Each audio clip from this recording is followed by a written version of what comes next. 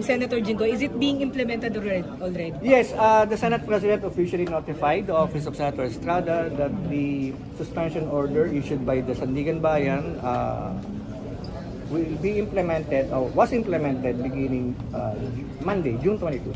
So suspended din yan ang mga benefits. So anong Yes. Yes. So anong masususpend, sir, particularly? Ang ano naman dun sa suspension is that he suspended from performing the functions of a Senator of the Republic.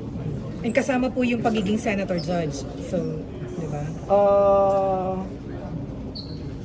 Parang medyo substantive yung tanong mo, hindi ko na muna sasagutin. Okay. No, but he is suspended, no? He is suspended as Senator of the Republic. And personally sa akin, then it goes with it that being a senator judge is also under indictment. Pagka po, sir, Pag suspended, sir, anong wala?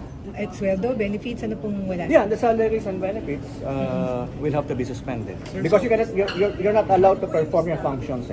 Pero yung office niya, Yung office I'll be submitting my recommendation to the Senate President regarding those matters when I go up to him later.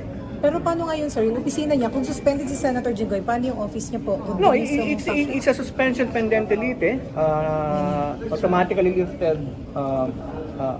after 90 days, no? So the office is still there, no? The staff can still continue to function because at a certain point the suspension will be lifted. So suspended yung boss pa. Ha? Can you know, yung recommendation nyo ay sa dalawa? Wag muna, KSP muna. pero sir, for 90 days, yung operational expenses ng office niya diretso. Oh yes, because meron ka naman mga routine expenses like phone, etc. Diba? Sahod ng mga staff diretso. I'll make my recommendation to the Senate President. Sir, kasi may impending ulit na suspension if ever mag-suspension ng 5th Division naman for another graft case. So another service na naman yun ng suspension if ever. Premature for me to comment. Speculative pa.